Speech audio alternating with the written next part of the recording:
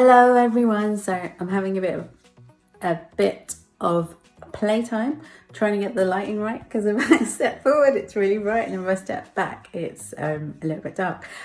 But I wanted to talk real quickly today about, so I'm going to do another video because there's actually two things I want to talk about today. But the one that came up was around, so one of my gifts is being able to decipher words. Because as many of us have grown up, we have grown up very kind of black and white, and so we interpret certain words in certain ways, and this can really screw us up. Like it really can, right? Because when someone says one word, they actually mean something completely different to someone who might use that word for something else, right? A really good example of this is joy and pleasure, right? So you're like, I have one mentor who talks about joy and not seeking pleasure. And then I have another mentor that says you won't attract money if you don't, have pleasure, if you're not able to receive pleasure. So you can see how that really screws people up. I will clarify those two words and then I will go on to the words that I wanted to talk about, which is basically pleasure and joy are literally the same thing. The difference is if you are seeking short-term addictions with things that don't serve you, right? So there's nothing wrong with short-term joy, right? There's nothing wrong with short-term pleasure, right?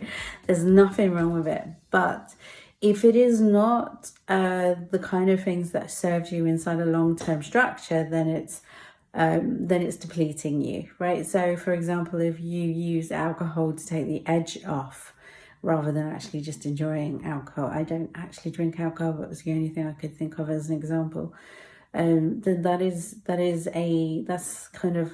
that's a short-term gratification thing.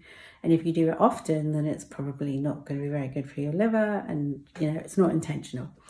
Whereas if you love to dance, right, because you just love it and it's very inspirational, so you watch dance videos too, right? This is me, by the way. I'm sharing my own things.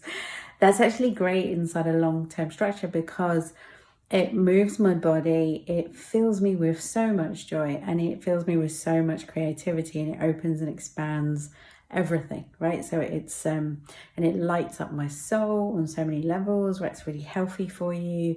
It creates emotional and social connection, right? So you get the point, right? You get the point, right? You get the point between joy and pleasure, and there's many different ways that we can do that. But the two words I wanted to talk about today was actually goals and intentions, because when it comes to manifesting, there's so much information out there, and one of the things that you're told is that you must be specific and you must set goals, and so then you're told that goals are not great, right? And here's what they mean by that, right? Goals, when they're set with your intellectual mind, so if you have a money goal of £10,000 a month, right, but it's set with your intellectual mind, it has no feeling behind it, right? It has no intention, it's not specific enough, right? What are you going to use the money for? How is it going to expand into a long-term structure? Like, how is it going to support you in what you're doing here on the planet, right?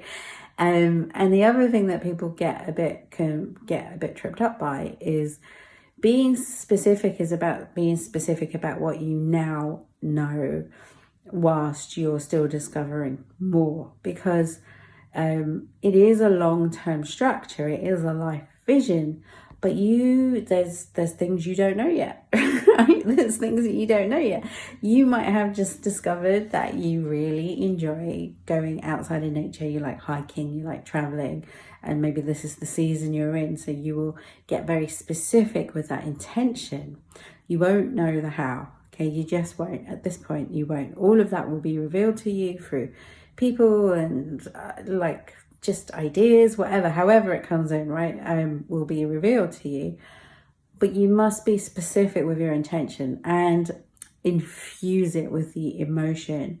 And so the one thing that I see that is very difficult for a lot of people who have trauma is they won't even allow themselves to dream. And then because they have trauma, they don't know how to release the emotion so that they can step into practicing how to be in a higher energy. So it isn't, you don't want to do it on a surface level, right? You want to keep delving deeper, because that's really, when you delve into the deep, that's actually where the gold is. Everything else on the top is just kind of like shiny surface stuff, and it doesn't really move the needle forward, right? So that was my video today. It was really around setting goals, but not with the intellect. It's the way that I like to see it is it's more that you're setting a specific intention for what you now know and what you want to grow into, whilst being open to discovering more. And I would do this exercise probably every 6 months, so that it gives you time, right, to ground in what's coming through, so you're not trying to rush to get to the end of everything. And it also gives you a lot of meaning. It gives you feeling. It connects you back to your heart, connects you back to all of the things that you truly desire to experience whilst you're here. All right, guys, take care. All right, bye-bye.